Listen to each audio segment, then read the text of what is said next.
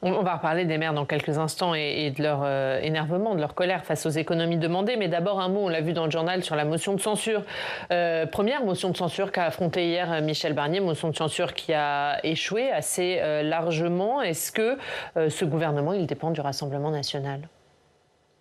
Je pense que cette motion de censure, il faut la voir et la lire comme l'élection à la présidence de l'Assemblée nationale. Où en fait la gauche, depuis les élections législatives, n'a eu de cesse, parce que Jean-Luc Mélenchon est intervenu le premier pour dire, en mettant le pied dans la porte, nous avons gagné les élections législatives.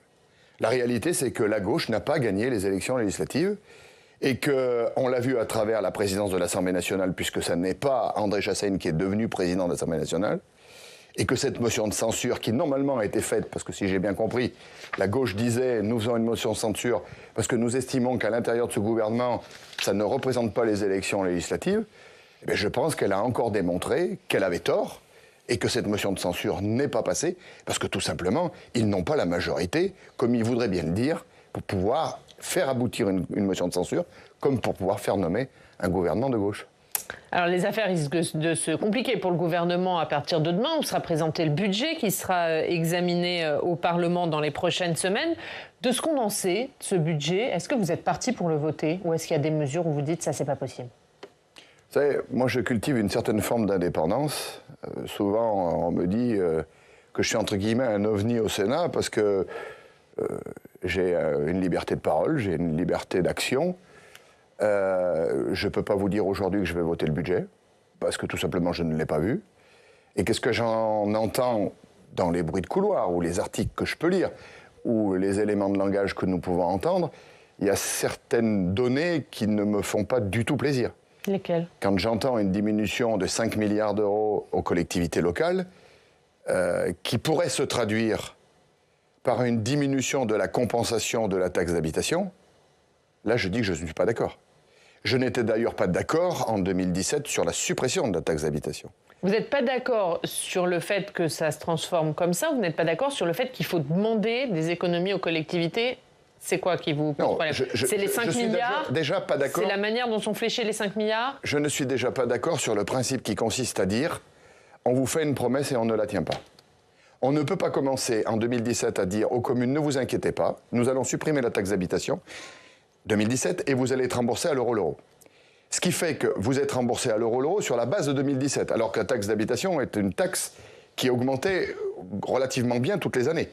Et donc, non seulement vous avez supprimé la liberté de l'impôt pour les collectivités, puisqu'elles ne votent plus le taux de la taxe d'habitation, puisqu'elles n'en ont quasiment plus, à part les résidences secondaires, que vous la limitez au volume de 2017, et aujourd'hui on sera en train de dire, non, finalement, ce qu'on vous avait promis de vous rembourser à l'euro, ça ne sera pas le cas. Moi, je ne peux pas entendre que l'État ne respecte pas les promesses qu'il a faites, surtout envers les élus. C'est très clair sur la taxe d'habitation. Est-ce que néanmoins, les collectivités doivent participer à l'effort ? Alors, si on regarde la réalité du déficit public, le déficit public, je me suis amusé à regarder les chiffres pour être très précis, il est quasiment exclusivement fait par l'État. Donc que l'État commence déjà de faire le travail nécessaire d'économie avant d'imposer des économies à des collectivités qui, je le rappelle, ne peuvent pas voter de budget déséquilibré et donc déficitaire. Alors que l'État vote des budgets déficitaires, et cette année avec un montant exorbitant de 6,1% du PIB, ce qui est énorme, avec un écart entre la prévision qui nous a été faite il y a 10 mois et que nous avons voté et la réalité d'aujourd'hui ou de fin d'année de plus de 50 milliards d'euros. Non, je pense qu'on ne peut pas être le mauvais élève et continuer d'expliquer aux autres qu'il faut qu'ils soient, alors que c'est de bons élèves, ceux qui participent à l'effort plus que les autres. Alors, l'État qui envisage des hausses d'impôts pour les personnes les plus fortunées, pour les plus grandes entreprises, des hausses d'impôts temporaires, ciblées, exceptionnelles, précise le gouvernement. Est-ce que ça, vous les voterez ? Moi, les hausses d'impôts, dans la mesure où elles sont justifiées, et aujourd'hui, il faut dire les choses comme elles sont, on est quand même dans un pays qui cultive très difficilement la culture du résultat.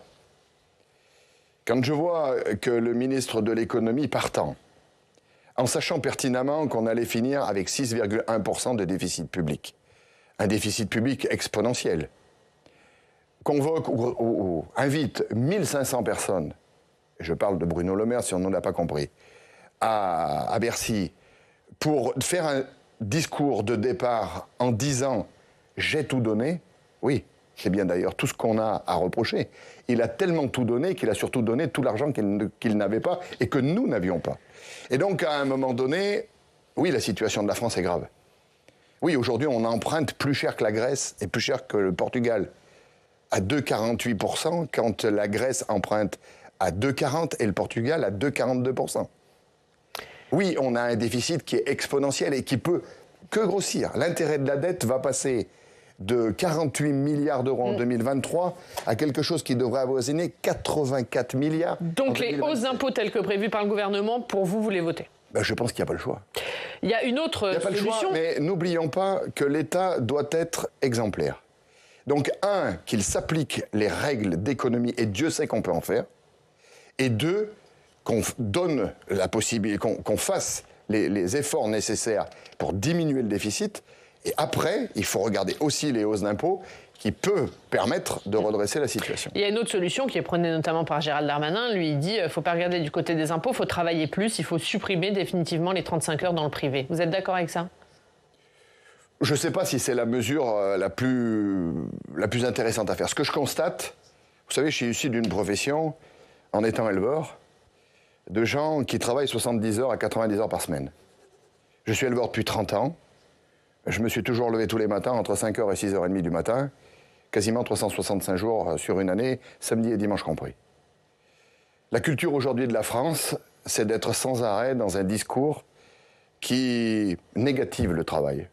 Aujourd'hui, on ne peut pas, objectivement, quand vous êtes interviewé, dire qu'on est heureux de travailler. C'est un gros mot aujourd'hui, et on ne peut plus prendre de plaisir à travailler parce qu'il faudrait toujours être en train de se plaindre. Oui, je pense que les Français ne travaillent pas assez.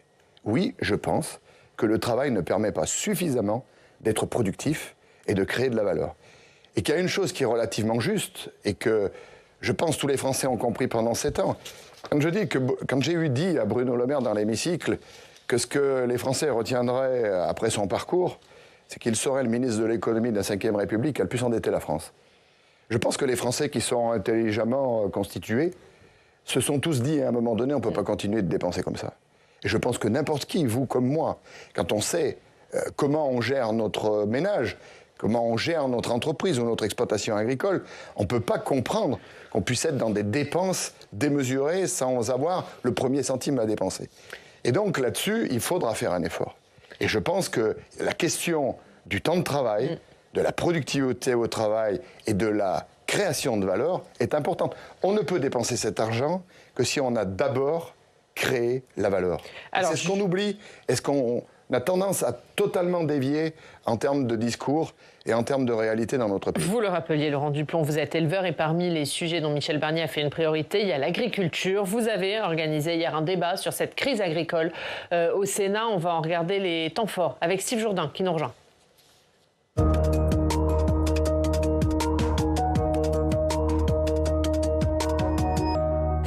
Bonjour Steve. Bonjour Yann, bonjour monsieur le sénateur. Bonjour. Et Steve, dossier chaud du gouvernement Barnier, c'est la crise agricole. Il en était question hier lors d'un débat organisé au Sénat. Oui, un débat demandé par le groupe LR. Et oui, dossier chaud car la crise du monde agricole est très loin d'être terminée. La semaine dernière, Michel Barnier était en visite au salon de l'élevage à Cournon d'Auvergne. C'est dans le Puy-de-Dôme. Objectif, désamorcer les tensions car la rentrée est explosive. Situation sanitaire, système assurantiel, prix du fermage, attractivité du métier, renouvellement des générations. Les mobilisations des agriculteurs datent de plus de 8 mois. Et pour l'instant, les annonces du gouvernement du début d'année tardent à se concrétiser sur le terrain. Des promesses ont été faites la semaine dernière par le gouvernement.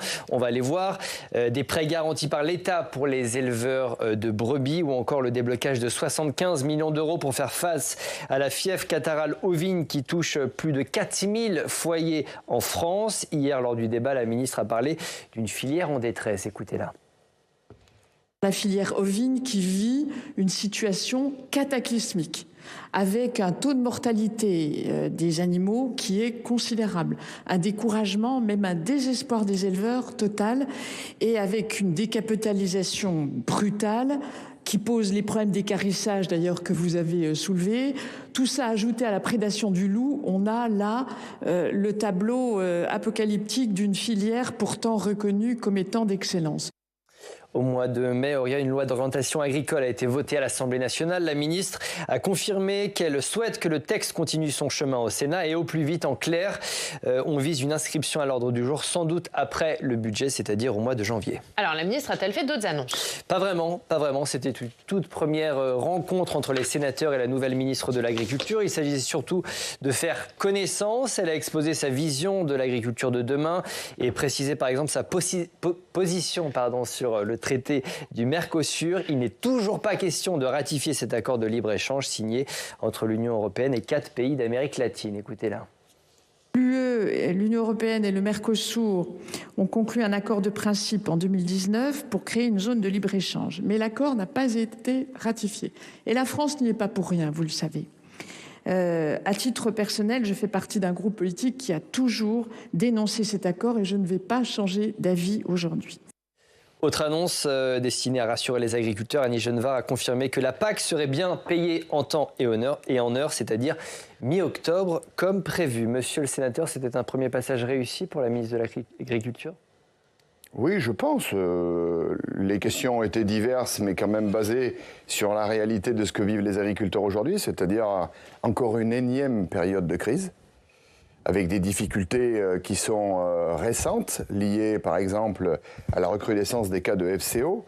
Je rappelle FCO, sérotype 8, fièvre catarrhale ovine, FCO, sérotype 8 et sérotype 3, puisqu'on a un sérotype qui descend du nord et un sérotype qui monte du sud. Ce sérotype 8, on le connaissait déjà en 2007 et en 2008. Ça touche non seulement les humains, mais aussi les bovins. On n'en parle pas souvent, mais c'est la réalité. Et là, les 75 millions d'euros qui ont été débloqués, c'est suffisant ou vous demandez plus ? Non, c'est pas suffisant. C'est pas suffisant, mais la ministre se retrouve dans une situation un peu difficile. Le principe qui avait été pris, c'était de dire on intervient sur les virus émergents, donc le sérotype 3. Le sérotype 8, ne l'ayant plus connu depuis 2007-2008, il n'est plus émergent, puisqu'il existait en 2007-2008. Et donc, ce choix de dire on aide par les 75 millions, parce que c'est ça la réalité de la traduction, ce qui concerne la mortalité et les pertes de capital correspondant au sérotype 3, exclut de ces 75 millions le sérotype 8, qui se voit uniquement aidé par le FMSE, c'est-à-dire la cotisation des agriculteurs pour les périodes de crise sanitaire. Ok, très concrètement, qu'est-ce que vous demandez aujourd'hui au gouvernement ? Je pense qu'il faut ouvrir sur la partie de la production ovine l'étude d'une aide à la mortalité et aux pertes de la même manière que sur le sérotype 3, sur le sérotype 8. Je ne vois pas comment on peut, sur la moitié de la France, aider les agriculteurs qui auront eu des pertes relativement importantes en ovins, et l'autre moitié de la France ne pas avoir d'action particulière. Le FMSE va pouvoir le faire sur une partie, mais l'argent du FMSE ne suffira jamais à traiter la totalité des dégâts que le sérotype 8 a causé sur le sud de la France. Steve, sur les négociations commerciales, il y a plein de sujets en matière d'agriculture. Les négociations commerciales qui débutent donc au mois de novembre, elles vont se poursuivre jusqu'au mois de mars. Il y a déjà des accusations sur la responsabilité, des accusations mutuelles, comme d'habitude, entre les distributeurs et qui, sur la responsabilité dans la crise des agriculteurs. La question, c'est est-ce qu'il faut remettre la loi Egalim sur la table ? Est-ce qu'il va falloir rediscuter d'une nouvelle loi ? On en parle souvent. Est-ce qu'il va falloir le faire avec Annie Genevard? Alors, Georges Marchais disait, vous avez votre question, j'ai ma réponse. Je ne vais pas vous répondre sur la loi Egalim parce que je pense que le tempo actuel n'est pas de se reposer la question tout de suite sur la loi Egalim. Je pense qu'on n'a pas suffisamment de temps. Donc il va falloir le reporter après le mois de janvier. Par contre, ce que dit la ministre, c'est de réinscrire la loi d'orientation agricole. Et ce que j'ai dit en conclusion... Qui a été votée à l'Assemblée nationale et qu'il faut examiner. Et sur laquelle je rapporte, ou je me suis arrêté de rapporter au moment de la dissolution. Et je dis, moi, OK, pour reprendre la LOA, sans problème, mais à une condition, c'est qu'avant l'étude de la LOA au Sénat, on ait traité les problèmes récurrents de l'agriculture. Et les problèmes récurrents de l'agriculture, c'est toutes les entraves normatives sur la surtransposition, mais aussi toutes les entraves réglementaires qui sont faites dans notre pays. Mais ça, c'est pas réglé, parce que ça fait un an. Non, il n'y a rien de réglé du tout. Donc c'est pour ça que je propose 2 méthodes, enfin 3 méthodes même. Le projet de loi de finances, pour prendre en compte les annonces qui ont été faites par le gouvernement précédent, et en particulier les annonces Attal, dans le PLF. Et donc ça, il faut qu'on ait des gages pour pouvoir le faire, et voir qu'au niveau du vote, ça soit réalisé. Le deuxième élément, c'est qu'une ministre peut prendre des décrets. Il y a des décrets qui peuvent être pris pour assouplir, pour diminuer les contraintes, pour enlever les entraves. Je suis en train de constituer cette liste de décrets et je lui proposerai de pouvoir l'avoir et de voir si elle est prête à le faire. Et le troisième point, c'est de voter une petite loi qui permette de diminuer les entraves avant la grande loi d'orientation agricole, qui, à mon sens, n'est pas une grande loi d'orientation agricole. Quand dans une loi d'orientation agricole, et vous allez très vite comprendre, vous parlez du statut du chien de troupeau ou du statut de la laine, excusez-moi, mais ça n'en fait pas une loi d'orientation agricole avec mais vous allez pouvoir l'amender, cette loi. Alors, on va l'amender. La problématique que j'ai sur les amendements de la loi, c'est que le périmètre qui avait été fait par l'ancien gouvernement était relativement très fermé. Ce qui veut dire que tous les articles que je vais pouvoir mettre dans cette loi, en n'étant pas en lien direct avec le texte, vont se retrouver, scratchés par le Conseil constitutionnel. Donc je dis, moi, aujourd'hui que nous avons la possibilité de reprendre le schéma de ces annonces, eh bien faisons-le dans l'ordre. Et donc pour le faire dans l'ordre, pour éviter de me faire enlever des articles par le Conseil constitutionnel dans la LOA, je dis reprenons ces articles qui étaient écrits dans la LOA quand je rapportais, pour les mettre dans une loi qu'on vote avant. Mais plutôt que d'avoir 2 lois, pourquoi vous ne dites pas à Annie Genevard, on remet à plat la loi d'orientation agricole et on fait une grande loi, quoi? Parce que je peux comprendre que Annie Genevard veut essayer de gagner du temps, et c'est normal, puisque ça fait 1 an que nous avions des agriculteurs dans la rue, et ça fait 1 an qu'ils attendent des annonces concrètes et des choses votées qui ne le sont pas. Donc la loi d'orientation agricole a été votée à l'Assemblée nationale. Qu'elle soit votée au Sénat pour garantir une commission mixte paritaire et qu'elle soit revotée une deuxième fois pour, au final, à l'Assemblée nationale, je dis OK, parce que c'est intelligent. Mais après, je dis oui, mais à condition que, très rapidement, on vote un petit texte d'une dizaine d'articles qui libère les énergies et l'esprit d'entreprendre, parce qu'on a beaucoup trop contraint, on a beaucoup trop entravé la capacité de production de l'agriculture française. Merci Steve. À tout à l'heure, je vous dirai comment le gouvernement va faire passer les collectivités à la caisse pour combler le déficit. Ce sera à suivre dans le club. Nous, on va continuer à parler d'agriculture puisque c'est l'actualité dans votre département de la Haute-Loire. Grâce à nos partenaires de la presse régionale, on va au Puy-en-Velay où on retrouve Christophe Darne. Bonjour Christophe. Merci beaucoup d'être avec nous, rédacteur en chef du journal L'Éveil de la Haute-Loire. Christophe, vous allez nous parler des inquiétudes des producteurs de lait après l'annonce de Lactalis de la réduction de sa collecte. Oui, dans un contexte déjà compliqué pour le monde agricole, le numéro 1 mondial des produits laitiers a annoncé qu'il allait diminuer à partir de la fin d'année les volumes de lait achetés dans les fermes françaises. Alors c'est un vrai coup dur pour de nombreux éleveurs dont la collecte était assurée par Lactalis. On estime aujourd'hui qu'environ 300 exploitations sont concernées dans les prochains mois par ces ruptures de contrat. Le groupe Lactalis, lui, il justifie sa décision en expliquant avoir de grosses difficultés sur le marché de l'export. En clair, de ne plus arriver à valoriser les excédents de lait qui représenteraient environ 30% de la production. Laurent Duplon, vous qui connaissez bien ce dossier, face à cette annonce, quelle peut être d'abord la marge de manœuvre des pouvoirs publics et surtout comment rassurer et continuer d'encourager les éleveurs français pour l'avenir? Alors déjà, pour répondre à cette question, il faut déjà bien comprendre ce que Lactalis nous dit. Lactalis nous dit « je veux diminuer de 450 millions ma collecte ». La réalité, c'est que la décapitalisation en règle générale en France fait qu'à l'horizon qu'il se donne, il aura sûrement 450 millions de moins. Par contre, il nous dit quelque chose de totalement nouveau et qui est inacceptable pour moi, c'est qu'il décide les endroits où il veut arrêter de collecter. C'est-à-dire qu'en fait, il ne se charge pas que de dire aux producteurs « nous allons diminuer le volume », mais il dit très clairement, les yeux dans les yeux aux producteurs, c'est moi le patron, c'est moi qui décide de là où je collecte, et donc par définition, je veux arrêter certaines zones parce que j'estime que j'ai plus besoin de les collecter. Je ne sais pas si vous vous imaginez ce que ça représente pour un agriculteur. Je rappelle que pour être éleveur laitier, il faut avoir génération après génération investi 7 € de capital pour faire 1 € de chiffre d'affaires.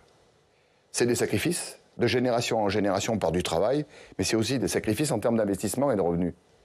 Quand vous avez un jeune agriculteur qui est installé depuis 2 ans ou 3 ans sur les zones où il va arrêter la collecte, vous imaginez le message qu'on lui donne? C'est-à-dire que vous avez investi génération après génération, et moi, Lactalis, au lieu de diminuer globalement ou d'attendre ce qui va se passer naturellement, je vous dis les yeux dans les yeux, je vais arrêter. Alors je pense que la réalité de tout ça, c'est qu'en fait, le groupe Lactalis n'a pas accepté quelque chose de nouveau qu'il a connu l'année dernière, c'est que les producteurs l'ont contraint à augmenter le prix. Ce qui lui a coûté grosso modo une centaine de millions d'euros. Et qu'aujourd'hui, il veut rentrer dans un match avec les producteurs en disant l'année dernière, vous m'avez contraint à augmenter le prix, stop, parce que moi je suis capable de vous contraindre à comprendre que c'est moi qui décide de où je vais collecter. Et ça, c'est dangereux. Et c'est dangereux en plus pour notre département, cher Christophe. Parce que, rappelez-vous, nous avons connu des périodes où on a eu des situations difficiles avec des producteurs et des entreprises qui soit arrêtaient par défaut et donc se retrouvaient contraints à arrêter les collectes. Et des producteurs qui se retrouvaient sans collecteurs. Et là, je le dis tout net, moi je ne serai pas de ceux qui pousseront, comme on l'a toujours fait, les coopératives à être obligées de reprendre ce que les privés ne veulent plus collecter. On ne peut pas continuer de faire peser sur les coopératives, parce que le statut des coopératives est différent des entreprises privées, le principe de reprendre les producteurs, parce que tout simplement Lactalis ferait un caprice, parce qu'étant obligé de payer le même prix que les coopératives, alors qu'ils n'étaient pas du tout habitués à ça, se retrouverait à décider de qui il va arrêter en France. Donc tout ça, je pense que ça demande un peu plus de temps. J'espère que Emmanuel Beignet va comprendre une chose. C'est qu'à travers ces 450 millions, il y a trois C'est le patron de Lactalis. Il y a 3 temps, le patron de Lactalis, il y a 3 temps.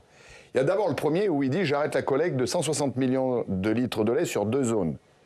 Le sud des Pays de Loire et l'est de la France. » Là, il arrête directement les producteurs, c'est-à-dire qu'il fait, entre guillemets, un plan social, qu'on le veuille ou non.